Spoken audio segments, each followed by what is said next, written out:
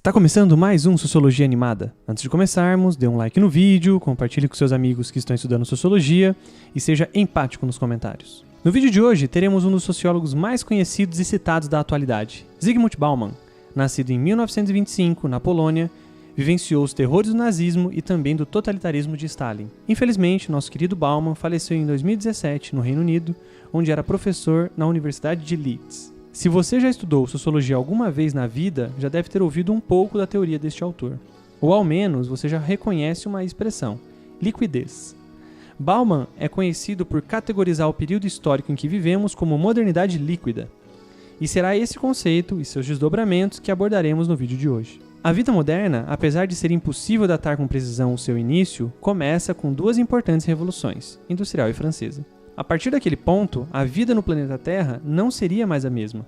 Com o início daquilo que seria o capitalismo, a vida moderna transforma radicalmente a economia, a sociedade, a política e a cultura de todos os grupos sociais existentes na Terra. Mas nós não paramos por aí. Afinal, a vida moderna, ou a chamada modernidade, é um processo histórico, ou seja, com um avanço ao longo do tempo, novas características vão sendo adicionadas a este novo estilo de vida, fazendo com que as mudanças sejam constantes. Bauman, portanto, identifica que o final do século XX e início do século XXI inaugura uma nova forma de vida moderna. Se antes éramos sólidos, agora somos líquidos. Mas espera aí, o que é modernidade sólida?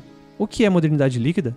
Vamos por partes. A modernidade sólida é um modo de viver presente até o fim do estado de bem-estar social, mais ou menos na década de 1980. Quais são as características desse estilo de vida social? Categorias duráveis e firmes pode resumir a modernidade sólida. Para ser mais preciso, é deste período o imperativo de categorias como Estado-nação, burocracia, cidadania, classes sociais, instituições sociais tradicionais, por exemplo, um modelo de família, uma escola eficiente, até categorias mais duráveis e estáveis como ocupação, lembrando da ideia de política do pleno emprego, religião, nacionalidade, gênero, etnia. Todos esses elementos firmes, unificados e estáveis permitia aos indivíduos criar uma identidade autogarantida, racional, burocraticamente organizada e relativamente previsível. Um exemplo disso são as políticas de carreiras de algumas empresas. Tínhamos a garantia de entrar em uma ocupação mais simples em uma empresa e ir galgando novas posições ao longo do tempo, até atingir o topo daquela carreira. Esse tipo de vida chegou ao fim e dá início a uma nova forma de organização do social, a modernidade líquida.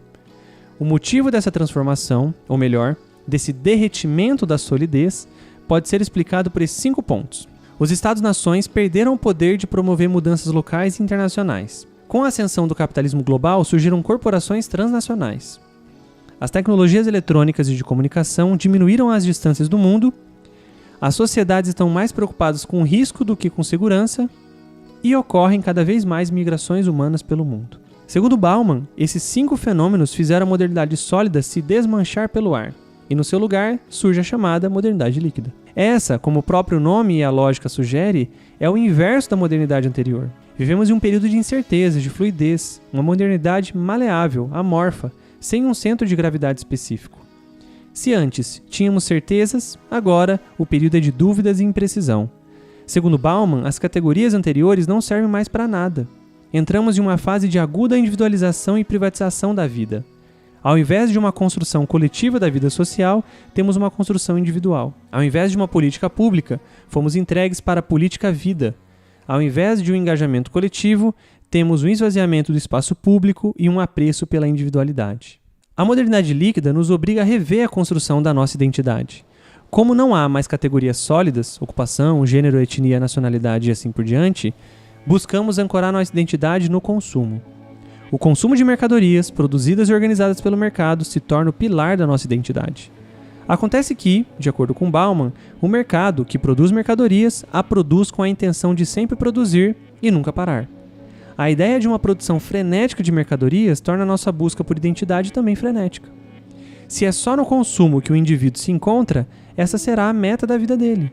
Uma busca incansável pela felicidade através do consumo de mercadorias, produzidas num ritmo também incansável. As identidades na modernidade líquida também são líquidas.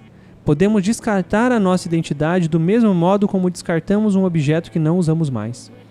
Não há nada fixo e eterno, tudo é efêmero, breve. Posso escolher o que quero ser através das mercadorias que posso comprar. No fim das contas, todos estão mudando a todo momento. Mas será que todos podem usufruir da modernidade líquida da mesma forma? Claro que não. Bauman identifica dois grupos de indivíduos: os indivíduos de facto, os chamados turistas, que por já ocuparem uma classe social privilegiada, conseguem aproveitar ao máximo essa realidade líquida. Viajam, compram, consomem, mudam de identidade, ou seja, surfam nessa liquidez. De outro lado estão os indivíduos de jure, a grande massa da população mundial. Esta, ao invés de flutuar, afunda na liquidez. Como não consegue acompanhar essas transformações rápidas e contínuas, estão condenados a viver em um local só, lutando para conquistar sua identidade, tentando ao menos boiar nessa imensidão líquida. Ufa, é isso. Respire e não se deixe afundar nessa realidade. Até o próximo vídeo e tchau!